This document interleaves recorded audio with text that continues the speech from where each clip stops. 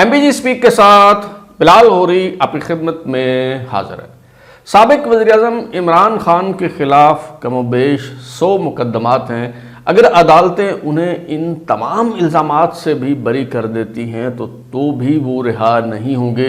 बल्कि बदस्तूर जेल में कैद रहेंगे। शहबाज शरीफ की हुकूमत को फौरी तौर पर तो कोई ख़तरा नहीं है और ये हुकूमत 18 माह तक यानी तकरीबन 1.5 साल तक यूं ही चलती रहेगी। लेकिन अगर इस दौरान हालात ख़राब हो जाते हैं या कोई गैर मामूली वाक़या पेश आ जाता है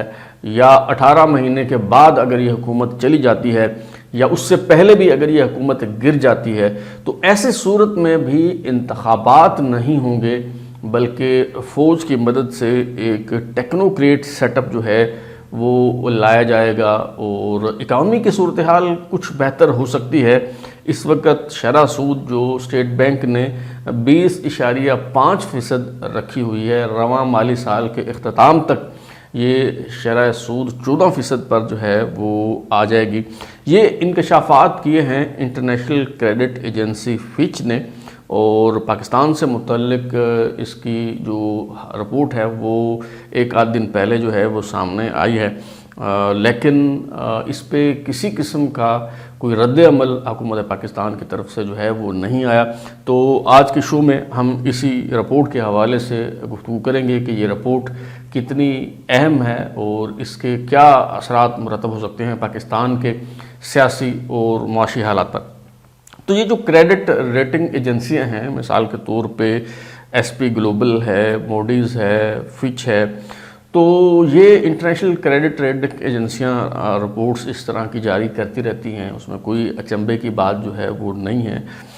लेकिन ये जो रिपोर्टें होती हैं बिलअमूम इकोनॉमी के हवाले से होती हैं और इन रिपोर्टों में बताया जाता है कि किस मुल्क में जो इकोनॉमिक इंडिकेटर्स हैं वो पॉजिटिव हैं या नेगेटिव हैं, मुल्क में सरमायाकारी के लिए हालात साजगार हैं या नहीं हैं, इकोनॉमी जो है वो आने वाले दिनों में बेहतर होगी या सूरत हाल जो है वो मज़ीद बदतर होगी। तो इस तरह की जो प्रेडिक्शंस हैं वो की जाती हैं। मसलन ग्राउथ रेट जो है शरह नमू वो क्या रहेगी, उसमें कमी आएगी, उसमें इजाफा होगा और जो ओवरऑल इकॉनमी है उसकी सूरत हाल बेहतर होगी बदतर होगी। ये सारी चीज़ें जो है वो इन क्रेडिट रेटिंग एजेंसियों की रिपोर्ट्स में बताई जाती हैं और ये रिपोर्टें बड़ी अहम होती हैं। इन रिपोर्ट्स की बुनियाद पर ही सरमायाकार ये फ़ैसला करते हैं कि अगर तो रिपोर्ट अच्छी हो, पॉजिटिव हो, तो सरमायाकार जो है वो उस खित्ते में आते हैं, उस मुल्क में आते हैं, वहाँ पे जो है वो सरमायाकारी करते हैं। लेकिन जो गैर मामूली बात है वो ये है कि पहली बार ऐसा हुआ है कि एक क्रेडिट रेटिंग एजेंसी ने अपनी रिपोर्ट में कोई पॉलिटिकल प्रेडिक्शंस की है। यानी इससे पहले मैं ये रिपोर्ट्स देखता चला आ रहा हूँ बरस हा बरस से, ये साल में कई बार ये रिपोर्ट्स जो हैं वो आती हैं। जैसे मैंने नाम लिया, कई क्रेडिट रेटिंग एजेंसियाँ जो हैं उनकी रिपोर्ट्स देखने का इत्तफाक हुआ, लेकिन उसमें कभी मैंने इस तरह की कोई पेशन गोई नहीं देखी कि हुकूमत जो है वो कब तक जाएगी, चलेगी हुकूमत, नहीं चलेगी, और इलेक्शन होंगे या नहीं होंगे, या फ़लाँ शख्स जो इस वक्त जेल में है वो रिहा हो पाएगा या नहीं हो पाएगा। तो इस तरह की बातें कम से कम आज से पहले, इस रिपोर्ट से पहले मैंने किसी इंटरनेशनल क्रेडिट रेटिंग एजेंसी की रिपोर्ट में जो है वो नहीं देखी। हाँ, बिल्कुल ये बात दुरुस्त है कि जो मुआशी तरक्की और खुशहाली है वो सियासी इस्तेहकाम के साथ बराह रास्त जुड़ी होती है। अगर मुल्क में पॉलिटिकल स्टेबिलिटी होगी, सियासी इस्तेहकाम होगा तो सरमायाकारी होगी, मुल्क खुशहाल होगा, इकॉनमी जो है वो फले फूलेगी। और अगर स्टेबिलिटी नहीं होगी मुल्क में, इस्तेहकाम नहीं होगा सियासी तौर पे, तो इकॉनमी भी जो है वो तरक्की नहीं करेगी। ये बिल्कुल जो है वो दुरुस्त बात है। लेकिन ऐसे नहीं होता कि ये जो इंटरनेशनल क्रेडिट रेटिंग एजेंसियां हैं वो ये तो कहती हैं कि जी जो मुआशी सूरत हाल बेहतर होने की तवक्को नहीं है क्योंकि सियासी इस्तेहकाम जो है वो इस मुल्क में नहीं है, इस हद तक जो है वो बात होती है। लेकिन ऐसा नहीं होता कि पॉलिटिकल प्रेडिक्शन जो है वो की जाए, हुकूमत के बारे में क्या आसाराइयाँ की जाए कि ये हुकूमत चलेगी नहीं चलेगी, कब तक जो है वो चलेगी। اچھا، اور ایک اور دلچسپ جو بات ہے وہ یہ ہے کہ یہ جو رپورٹ ہے، یعنی کہ یہ حکومت 18 مہینے تک چلے گی، اور اس کے بعد جو ہے ٹیکنوکریٹی سیٹ اپ جو ہے وہ لایا جائے گا، اور فوج جو ہے وہ یہ ٹیکنوکریٹی سیٹ اپ جو ہے وہ لے کے آئے گی، الیکشن جو ہے وہ نہیں ہوں گے۔ یہ رپورٹ جون میں تیار ہوئی ہے اور ابھی جولائی میں جو ہے وہ ریلیز ہوئی ہے، اور اگر اس حساب سے یہ جو 18 مہینے کے حساب سے جو ہے وہ کیلکولیشن کریں تو یہ تقریباً اس کا مطلب یہ ہے کہ یہ حکومت نومبر 2025 تک چلے گی، یہ کہہ رہی ہے یہ جو کریڈٹ ریٹنگ ایجنسی ہے فچ، اس کی رپورٹ۔ اچھا، نومبر 2025 تک کا کیا مطلب ہے؟ یعنی یہ کہنا چاہ رہے ہیں کہ 29 نومبر 2025 کو army chief general Asim Munir کی جو 3 سالہ مدت ملازمت ہے وہ پوری ہو رہی ہے۔ تو دراصل یہ رپورٹ میں یہ کہا جا رہا ہے کہ نومبر تک جو ہے یہ حکومت چلے گی، اور اس کے بعد جو ہے یا تو اس سے پہلے حکومت کی چھٹی کرا دی جائے گی، یا پھر جب یہ حکومت آرمی چیف کو ایکسٹینشن دے دے گی تو پھر اس کے بعد یہ حکومت جو ہے یہ فارغ ہو جائے گی، اس کی چھٹی کرا دی جائے گی، اور اس کے بعد پھر نئے الیکشن نہیں ہوں گے، بلکہ جو ٹیکنوکریٹک سیٹ اپ ہے وہ لایا جائے گا۔ ہاں، البتہ اس رپورٹ میں یہ واضح نہیں کیا گیا کہ یہ جو ٹیکنوکریٹک سیٹ اپ ہے آیا یہ موجودہ جو قومی اسمبلی ہے اسی سے ہی لایا جائے گا اور یہیں سے ہی جو ہے وزیر اعظم منتخب ہوگا، یا پھر یہ جو قومی اسمبلی ہے اسے تحلیل کر دیا جائے گا اور ایک غیر منتخب نمائندوں پہ مشتمل جو ٹیکنوکریٹی بندوبست ہے، جس طرح کا نگران سیٹ اپ تھا اس طرح کا سیٹ اپ جو ہے وہ لایا جائے گا، یہ اس رپورٹ میں جو ہے وہ واضح نہیں ہے۔ اچھا، ایک اور حیرت انگیز بات یہ ہے کہ یہ اتنی کروشل، اتنی امپورٹنٹ اور اتنی سینسٹیو رپورٹ ہے، اور اس میں اس طرح کے جو ہے وہ دعوے کیے گئے ہیں، انکشافات کیے گئے ہیں، لیکن ایک تو اس رپورٹ کو ہمارا جو مین سٹریم میڈیا ہے اس نے اس کو اس ٹاپک پہ بات نہیں کی، اس پہ کوئی ٹاک شوز نہیں ہوئے، اس کو ٹٹولنے کی اور کھنگالنے کی کوشش نہیں کی گئی کہ آخر اس کے پیچھے جو ہے وہ کیا ایجنڈا ہو سکتا ہے اور کیا محرکات جو ہیں وہ ہو سکتے ہیں۔ اور دوسری حیرت انگیز بات یہ ہے کہ اس پہ ہمارا جو دفتر خارجہ ہے، ہماری جو وزارت اطلاعات و نشریات ہے، یا ہماری جو وزارت خزانہ ہے، ISPR ہے، کسی نے اس پہ کوئی رد عمل نہیں دیا، اور حکومت نے کسی بھی سطح پر اس رپورٹ کے حوالے سے کوئی بات نہیں کی کہ آیا یہ رپورٹ جو ہے ٹھیک ہے، نہ اس کی تصدیق کی گئی ہے نہ اس کی تردید کی گئی ہے۔ ایک لفظ بھی جو ہے اس پہ کسی نے میری نظر سے کم از کم نہیں گزرا کہ کسی وزیر نے جو ہے وہ اس پہ بات کی ہو۔ تو یہ جو خاموشی ہے یہ بڑی پراسرار ہے اور بڑی جو ہے وہ حیرت انگیز ہے، اور اس سے پہلے بھی یہ قیاس آرائیاں ہوتی رہی ہیں کہ یہ جو موجودہ سیٹ اپ ہے یہ 18 ماہ کے لیے یعنی 1.5 سال کے لیے جو ہے وہ لایا گیا ہے، اور اب ایک انٹرنیشنل کریڈٹ ریٹنگ ایجنسی کی طرف سے باقاعدہ یہ کہا جانا میرا خیال ہے کہ اس کو یوں نظر انداز نہیں کیا جا سکتا۔ یہ جو انٹرنیشنل کریڈٹ ریٹنگ ایجنسی ہے فچ، اس کا ایک ذیلی ادارہ ہے بزنس مانیٹر انٹرنیشنل BMI، اس کی طرف سے یہ رسک رپورٹ جو ہے وہ شائع کی گئی ہے پاکستان کے حوالے سے، اور جیسا کہ میں نے شروع میں بتایا کہ اس میں اور بھی کئی چیزیں ہیں۔ مثال کے طور پہ کہا گیا ہے کہ جی پاکستان میں شرح سود جسے اسٹیٹ بینک نے ابھی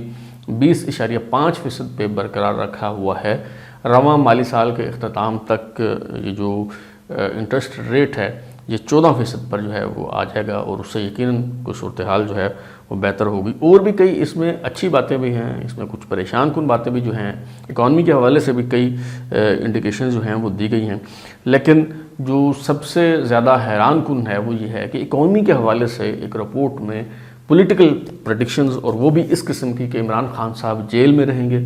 وہ جیل سے باہر نہیں آئیں گے، یہ حکومت 18 ماہ کے لیے قائم کی گئی ہے، بہت جلد جو ہے یہ حکومت گھر چلی جائے گی، اور پھر الیکشن نہیں ہوں گے، اور بلکہ ٹیکنوکریٹک بندوبست جو ہے وہ لایا جائے گا۔ تو یہ ساری چیزیں جو ہیں حیران کن بھی ہیں اور پریشان کن بھی ہیں۔ اچھا، میری جو اس حوالے سے رائے ہے، آپ کو پتہ ہے کہ میں پہلے بھی جو ہے وہ اس پہ گاہے گاہے بات کرتا رہتا ہوں اور آپ کو جو ہے وہ بتا چکا ہوں، یہ رپورٹ حقیقت کے خاصی قریب تر ہے۔ یہ ایک جو ہے وہ تلخ حقیقت ہے، کسی کو اچھا لگے یا برا لگے، لیکن میری رائے یہ ہے کہ حقیقت کے بہت قریب تر ہے۔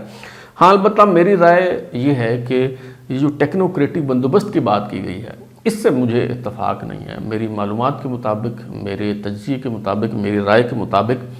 ٹیکنوکریٹک بندوبست جو ہے وہ لائے جانے کا فی الحال کم از کم نہ کوئی پلان ہے، نہ کوئی امکان ہے۔ ہاں البتہ میری رائے یہ ہے کہ army chief general Asim Munir کسی موقع پہ خود ڈرائیونگ سیٹ پر جو ہے وہ آ سکتے ہیں، اور وہ ڈرائیونگ سیٹ پر تب آئیں گے جب لوگ حالات بہت خراب ہو جائیں گے، لوگ تنگ آ جائیں گے۔ جو پی ٹی آئی کی پرتشدد سیاست ہے، لوگ اس سے بھی تنگ آ جائیں گے۔ حکومت کی جو معاشی پالیسیاں ہیں اس کے نتیجے میں بہتری نہیں آ رہی ہوگی، تو اس سے بھی لوگ جو ہے وہ پریشان ہوں گے، تنگ آ جائیں گے، اور یہ حکومت جب غیر مقبول ہو جائے گی تو اس وقت وہ ڈرائیونگ پوزیشن پہ آئیں گے، اور یہ ایسا موقع ہوگا جب ہر دو فریقین جو ہیں اس تبدیلی کو قبول کر لیں گے، اور وہ اس کی مزاحمت جو ہے وہ نہیں ہوگی، اور اس نوعیت کی مخالفت نہیں ہوگی جس کی جو ہے وہ توقع کی جاتی ہے۔ اس کی وجہ کیا ہے؟ اس میں ایک بڑا تاریخی واقعہ چھوٹا سا بیان کرتا ہوں، اور بات جو ہے وہ سمجھانے کی کوشش کرتا ہوں کہ میں دراصل کہنا کیا چاہ رہا ہوں۔ ذوالفقار علی بھٹو صاحب کا دور حکومت تھا، اور پاکستان قومی اتحاد یعنی PNA کی تحریک چل رہی تھی حکومت کے خلاف، اور ملک کے حالات جو ہے وہ بڑے خراب تھے، مذاکرات کا سلسلہ بھی جاری تھا، اور سب سے بڑا جو امکان ہوتا ہے اس میں وہ یہی ہوتا ہے کہ فوج خود ڈنڈا سنبھال لے، فوج جو ہے وہ مارشل لا لگا دے، عنان اقتدار پر جو ہے وہ قبضہ کر لے۔ اس پہ تینوں مسلح افواج کے سربراہان نے ایک بیان بھی دیا کہ ہم حکومت کے ساتھ کھڑے ہیں، اور ویسے بھی جب ملاقاتیں ہوتی تھیں، خواہ جنرل ضیاء الحق صاحب ہوں جو آرمی چیف تھے، یا دیگر جو مسلح افواج کے سربراہان تھے، وہ یقین دہانی کرایا کرتے تھے پرائم منسٹر ذوالفقار علی بھٹو کو کہ جی ہم بالکل آپ کے ساتھ جو ہے وہ کھڑے ہیں۔ تو ایک موقع پہ ذوالفقار علی بھٹو صاحب نے جو ہے آرمی چیف سے کہا، جنرل ضیاء الحق سے، کہ جی ویسے تو وہ کہہ رہے تھے کہ جی مارشل لا کی ضرورت نہیں ہے، لیکن انہوں نے کہا جی اگر مذاکرات ناکام ہو جاتے ہیں PNA کے ساتھ اور حالات خراب ہو جاتے ہیں تو اس سے بہتر ہے کہ PNA اقتدار میں آئے، اس سے بہتر ہے کہ پھر فوج جو ہے وہ مارشل لا لگا دے۔ تو ہمارے ہاں جو جمہوری رویے ہیں وہ کم و بیش اسی طرح کے ہیں، کوئی کتنا ہی بڑا جو ہے وہ جمہوریت پسند کیوں نہ ہو، تو وہ جب حکومت میں ہوتے ہیں تو وہ کہتے ہیں کہ جی فوج اپنے آئینی کردار تک محدود رہے، یعنی جب تک ہمیں ضرورت ہو وہ ہمیں سپورٹ کرے، اور جب اپوزیشن میں ہوتے ہیں تو پھر وہ کہتے ہیں کہ جی فوج کو اپنا کردار ادا کرنا چاہیے۔ اس کا مطلب یہ ہوتا ہے کہ جی ان کو ہٹائیں اور ہمیں لے کے آئیں، اور یہ آپ کا جو ہے وہ آئینی کردار ہے، اور یہ آپ کے جو ہے وہ ذمہ داری ہے۔ اور جب یہ کہتے ہیں کہ فوج جو ہے وہ سیاست سے دور رہے، تو اس کا مطلب دراصل یہ ہوتا ہے کہ جی ہم کمفرٹیبل ہیں، ہماری حکومت مستحکم ہے، تو ہمیں ڈسٹرب نہ کریں، آپ بس اپنے کام سے کام جو ہے وہ رکھیں۔ تو یہ اسی طرح کی جمہوریت رویے ہیں ہمارے ہاں۔ تو ابھی جو دو فریقین ہیں، یعنی ایک جو تحریک انصاف ہے اور ایک تحریک انصاف کی جو مخالف سیاسی جماعتیں ہیں، یہ رائے دونوں کیمپوں میں پائی جاتی ہے۔ مثال کے طور پہ عمران خان صاحب کئی مواقع پہ یہ اپنے خیالات کا اظہار اور پرچار کر چکے ہیں کہ اگر میں نہیں ہوں تو پھر کچھ نہیں ہے، تو ملک جائے پھر بھاڑ میں۔ یعنی وہ اس طرح ان کی پوری پارٹی کی بھی یہ سوچ ہے کہ جی اگر تحریک انصاف حکومت میں نہیں آ سکتے، اگر عمران خان صاحب کی واپسی کا کوئی امکان نہیں ہے، تو یہ شہباز شریف کی حکومت سے پھر اچھا ہے کہ ان کو اٹھا دے اور فوج جو ہے وہ خود آ کے اقتدار سنبھالے، انہیں اس پہ کوئی اعتراض نہیں ہے۔ اسی طرح جو موجودہ حکومت ہے، تو جب تک ان کو یقین ہے کہ ہماری حکومت ہے اور ہم حالات کا سامنا کر سکتے ہیں، سیاسی مخالفین کا مقابلہ کر سکتے ہیں، تو اس وقت تک تو وہ ٹھیک ہے بات۔ لیکن جب انہیں لگتا ہے کہ جب وہ کہتے ہیں کہ جی یہ فتنہ یہ اتنا بڑھ چکا ہے کہ اب اسے سنبھالنا جو ہے وہ ممکن نہیں رہا، تو جب انہیں یہ لگے گا یا جب یہ لگتا ہے انہیں کہ جی تحریک انصاف جو ہے وہ ایک سیلاب کی مانند ہمیں خس و خشاک کی طرح بہا لے جائے گی، تو ان کے ہاں بھی پھر یہ سیکنڈ تھاٹ جو ہے وہ موجود ہے کہ جی عمران خان کے آنے سے پھر بہتر ہے کہ حافظ عاصم منیر صاحب آرمی چیف صاحب جو ہیں وہ آئیں اور عنان اقتدار پہ قبضہ کر لیں۔ تو میرا خیال ہے کہ یہ ٹیکنوکریٹک بندوبست جو ہے یہ نہیں آئے گا۔ یہ جب بھی یہ حکومت گرے گی تو یا گرائی جائے گی، اور اس بات پہ جو ہے وہ غور ہو رہا ہے، تو جو آرمی چیف ہیں عاصم منیر صاحب، وہ میرا خیال ہے کہ خود ڈرائیونگ سیٹ پہ جو ہے وہ آئیں گے، اور دیکھیے کہ یہ مرحلہ جو ہے یہ کب آتا ہے۔ ابھی فی الحال تو اس کی منصوبہ تو یہی ہے کہ نومبر 2025 سے پہلے اس کی نوبت جو ہے وہ نہ آئے،